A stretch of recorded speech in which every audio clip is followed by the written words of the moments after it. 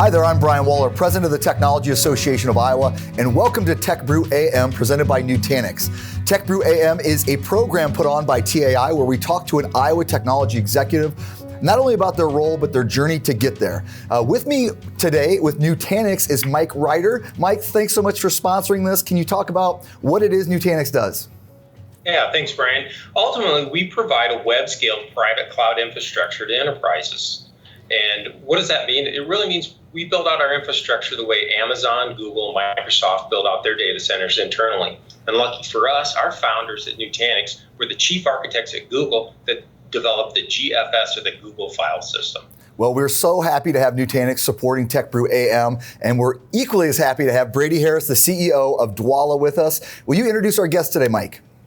Yes, Brady Harris is the Chief Executive Officer of Dwolla. With over 20 years of experience in the payment industry, he's making programmable payments the standard for any industry. Prior to Dwolla, Harris was the president of Payscape, nationwide fintech SaaS provider that offers dynamic payment solutions. At Payscape, he was a member of the senior executive team overseeing more than 1,000 employees between 13 global offices. He played a key role in the merger between Payscape and Payrock, creating a full-service payment powerhouse that operates in 46 countries to 60,000 businesses with over $25 billion in annual payment volume.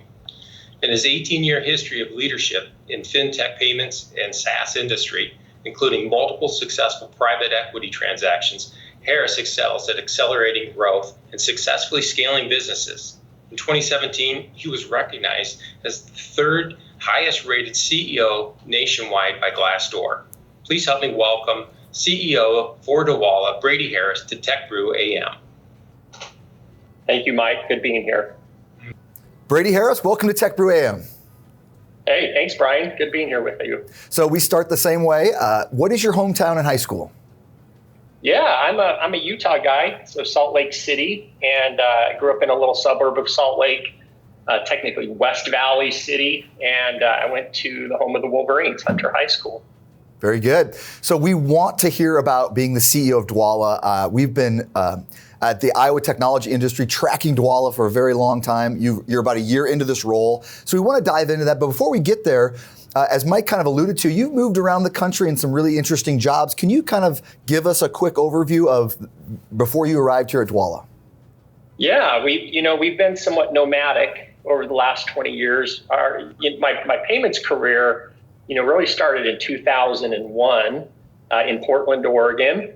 And I had the really fortunate opportunity to be part of a really fast-growing, fast-scaling business. I think when I started there, I was maybe 22 years old, maybe 20 employees at the time. And over the subsequent, 15 years, I was able to grow with that company. We moved to places like Seattle, back to Salt Lake, and ultimately ended up the president GM of that company with about 400 employees. I had the opportunity to go through a couple transactions, private equity backed, and really just had a front row seat to all things payments over that time frame. We ultimately ended up with a new company, a fintech out in Atlanta, where we were there for about 3 years, and then just relocated here to Iowa last August. So we're super excited to be here. Well, welcome to the Iowa technology industry. We're really excited to see you, and hopefully we can meet in person here soon. Yeah. For those that don't know, and even some of us who know Dwolla can hardly articulate what they do. So for the people that don't know or can't articulate it, what is Dwolla? Yeah, that's common. We're trying to do better at that. I think one of the reasons people, they know the name Dwolla, they know it does something in payments, but there's maybe a little ambiguity is they've pivoted kind of their core product a few times throughout the years.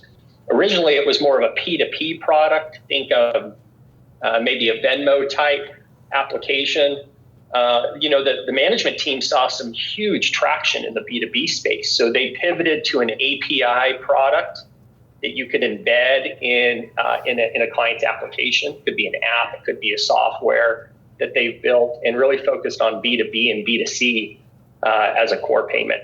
That pivot was really about 4 or 5 years ago. And so internally, at least, we when we talk about Dwolla in its current iteration, we're only about 5 years old, although Dwolla, right, in different variations, as you point out, has existed about 10 years. So what was so attractive about this role as CEO of Dwolla that you would up and move your family to Iowa and specifically to the company of Dwolla? Well, I got to be honest. The allure of getting out of Atlanta traffic was a huge plus. As I finished this last transaction with a fintech there in Atlanta, we were really looking all over the place. Maybe to stay in Atlanta, go back home to Utah. There were opportunities in New York, Seattle, down in Austin, Texas, San Francisco, obviously.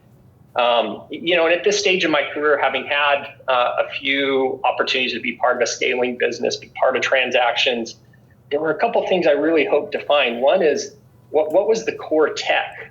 What was the strength of the product in these various businesses, most of which were payments related, a few pure SaaS plays. And really, I wasn't looking at where the business is, but where I thought the upside could be. So many times you have founder-led businesses, in my experience, that they hit a certain growth point, and then they really stagnate and kind of flatline. They don't really know how to punch through, right, that next phase of growth. And that's where I've been really lucky to kind of come in once there's product market fit. The original founder is looking for some professional management help, and either you're replacing the CEO, the founder, they're taking a board seat. There's different variations of that, but yeah, good product, good upside. Dwolla has a really good core technology, and we just saw all kinds of growth in terms of potential in the B2B space. So it was a good fit all the way around. Yeah, and that's what pulled us here. Is there a uniqueness when a CEO comes in and is working with a founder who it's their baby? They created this company, and you've probably done it before. What is the uniqueness of that relationship? Oh, man, I got to tell you, Brian, I've got it wrong more times than I've got it right. And as you point out, it's more art than science. To your point, for these founders, their entire net worth and their life's work is wrapped up in their business, right? They've seen it all the way from inception to whatever stage of maturity.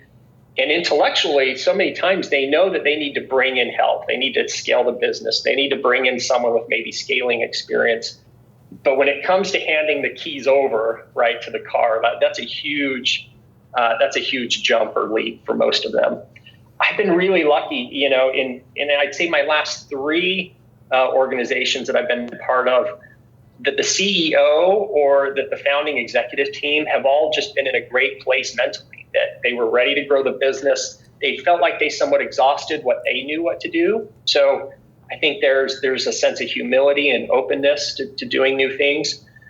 The art part of it that I've learned through maybe making mistakes is that you've got to channel and utilize that resource in really appropriate ways. So Ben Milne, in the case of Dwolla, he is, we call him a beautiful mind. He's Russell Crowe, right? The guy like writing on the window in weird 3D formulas.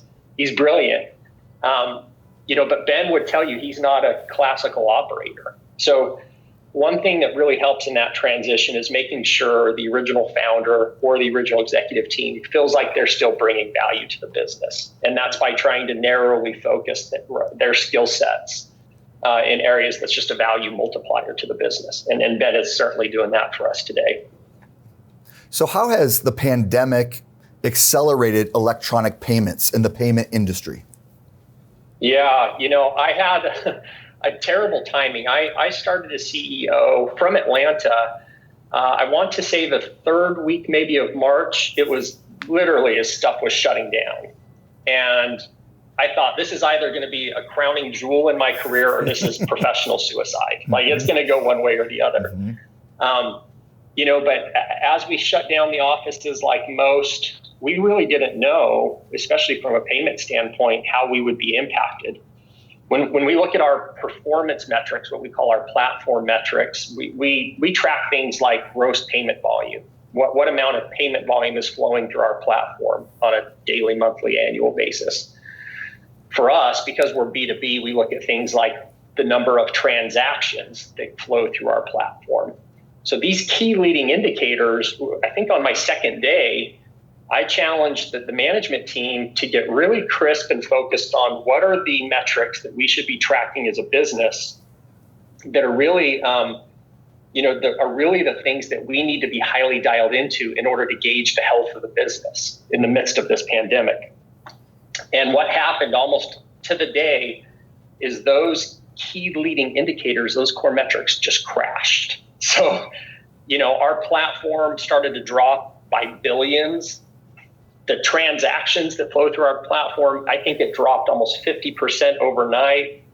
A lot of our customers are on a recurring subscription type billing. So think a SaaS fixed amount that gives them a certain allotment of transactions and volume monthly. So a lot of our clients were coming to us also in a state of panic and survival, asking for discounts or to pause on their accounts. So it was just this storm that hit all at once. That lasted for about 3 or 4 months where we didn't know if we were going to survive or to what degree there would be, trauma to the business. We really focused on internally what we could do to make the business efficient. We tried to get really disciplined with how we were spending capital. And then really about Q3 of last year, all of those core metrics started coming roaring back. So to your point, the pandemic, what originally suppressed all things payments related, it then became this accelerator, right? This tailwind for the industry to where businesses started to digitize their payments. People were looking for e-commerce solutions. And we were fortunately just in the right place, right time, right product. By Q4, those core metrics were now exceeding or had eclipsed our pre-pandemic levels. And then that trajectory has not stopped. We had originally, I think, forecasted maybe 30 billion this year for gross payment volume. And we're already trending, if you kind of run out the line and extrapolate where we think we'll end this year, I think we're closer to 40 billion in gross payment volume. So we even in our forecast got a hickey, we messed up by about 10 billion on the upside just because of these tailwinds that you call out due to the pandemic.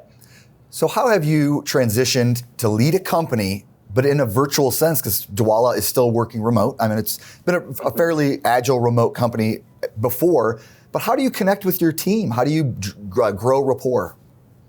Yeah, that's a really good question. When I came in, I always use this analogy that when you bring in a new executive team into a business, especially one that's established and it has its own culture, it has its operating procedures, right? It's got kind of the code of conduct. You have to be really respectful of that culture.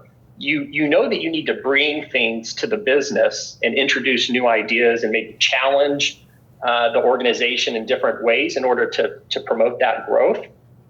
But it's like maybe an organ transplant is a good analogy. You can be exactly what the body needs, but you stand the risk of the body rejecting, right, that transplant if you don't do it the right way. And I've been in situations where I've been rejected, and that's not fun. And so the business, you have to be mindful that it can only absorb so much change at once. I would also say the prevailing philosophy for me was I never set out to have all the answers for Dwolla.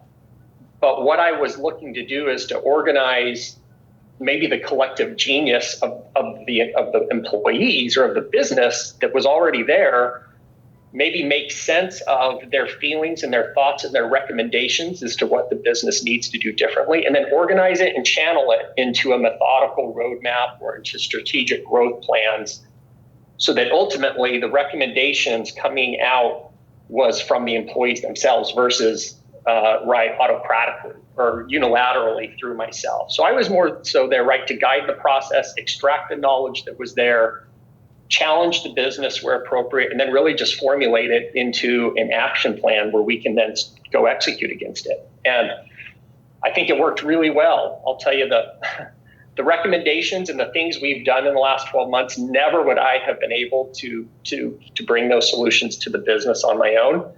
And I'm so glad I didn't try, because we are in so much of a better place having just listened to our employees, right, versus an outsider coming in and maybe mandating that change. Really great experience.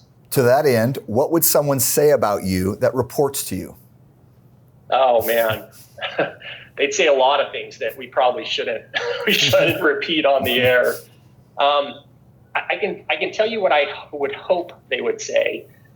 There is, I'm sure you've heard of Stephen Covey. He wrote 7 Habits of Highly Effective People, a fellow Utahn, so we're all big fans out there of him. But he has this concept in 7 Habits that's called stewardship delegation. And the idea is that it applies in a parental setting, right, with your own children. It could be from teachers to students, or it could be from an executive to their employees. The idea is that you don't mandate or micromanage or task employees with what you want them to do. Rather, you formulate with them what the outcome or the goal should look like. So if I sit down with an employee, or I sit down with one of my children, or I sit down with a student, together we'll say, okay, what does success look like here, either for your role or for the business? And let's really draw that out in detail. And then my job is to provide the resources or the tools for that person to then create the solution and to go execute against what that mutually agreed upon outcome looked like.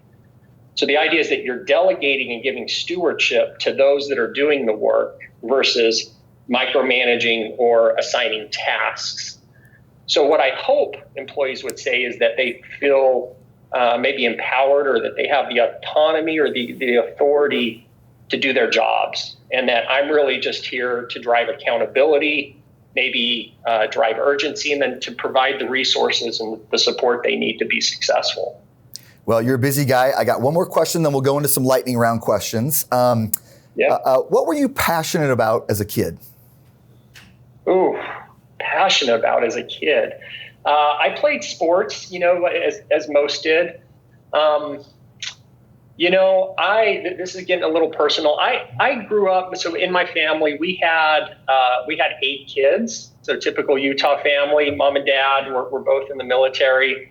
And so money was tight growing up for us. We had a great childhood, but it was tight. And I think one thing that I really wanted to do was not just find a career that I was passionate about, but find a place where through my leadership or through, being on a team, I could bring others with me and they could be successful. So I very quickly, both in my youth and as I transitioned into my career, I continually looked for opportunities where maybe we could all be successful together, right, versus focusing just on myself. And there's been a lot of career satisfaction since then, just seeing people, be successful as we go have these kind of ventures and opportunities to build businesses together. That's a great answer. Give advice to 18-year-old Brady as he's headed off to college. Well, funny enough, I didn't get my degree until my early 30s. So I got swept into the corporate world and thankfully had some bandwidth to go back and do some schooling in my late 20s, early 30s. So I was fortunate to be a little bit more mature and had some life experience. I think, 18-year-old Brady, before going into the workplace, I was married fairly young. I think I would tell him, money was probably the most important factor at that time. Where could I maximize my earning potential? And at times I sacrificed job satisfaction or feeling passionate about the work in pursuit of trying to make more and more money. And I think that's just a Maslow's hierarchy of needs thing, right? That you want to feel that your base is covered. The advice I'd give is that if you work hard and you bring value to a business, you'll always be able to pay your bills. But try to triangulate maybe on opportunities that satisfy both the income piece, but also help you feel like you're utilizing your talents, and that you wake up on a Monday morning looking forward to go to work versus dreading it. Maybe just trying to find that balance a little bit more. A song plays every time you walk into a room. What song is that? Oh man, I'd have to say "Dream On" by Aerosmith. Seinfeld or Friends?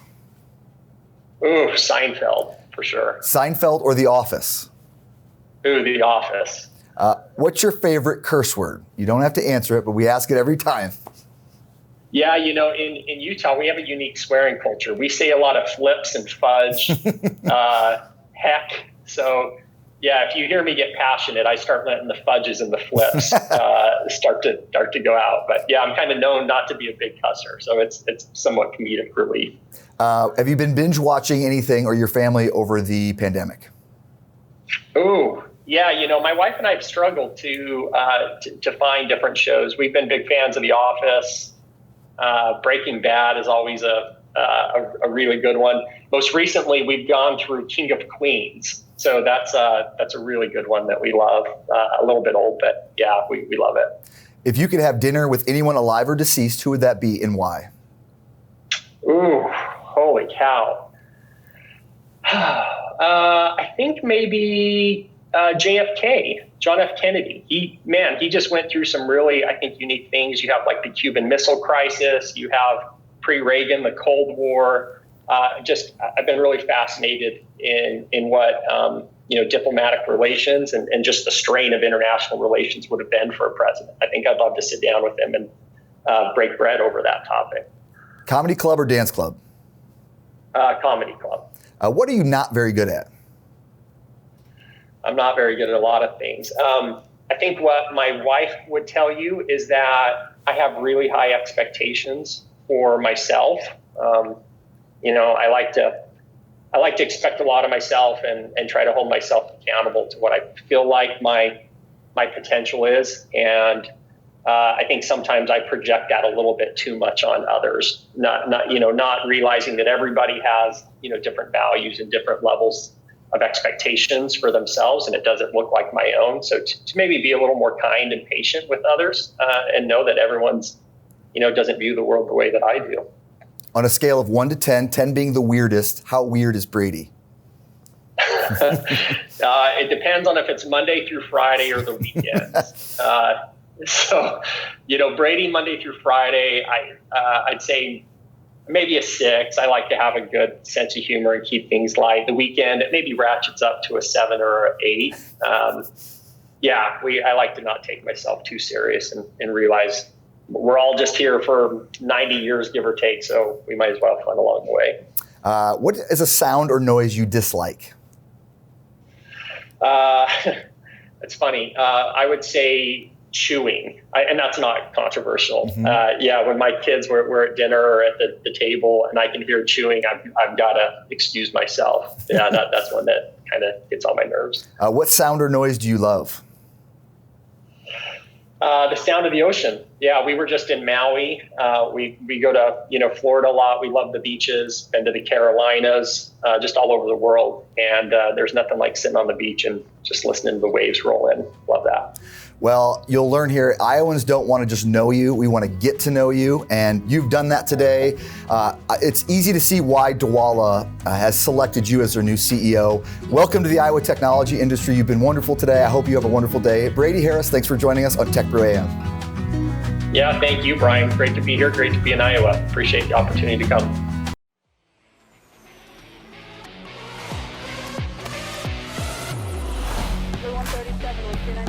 At TechBrew, innovation is in our DNA.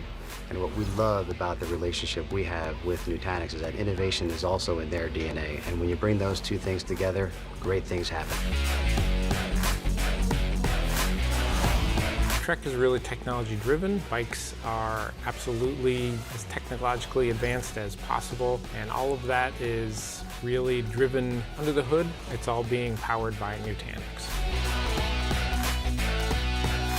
Once we dipped our toe into the hyper-converged infrastructure platform, we decided, hey, this could be a great platform for our dynamic enterprise workloads in our data center. And so then we actually converted our entire data center to the hyper-converged infrastructure platform on Nutanix. And so now we run all of our dynamic workloads across it.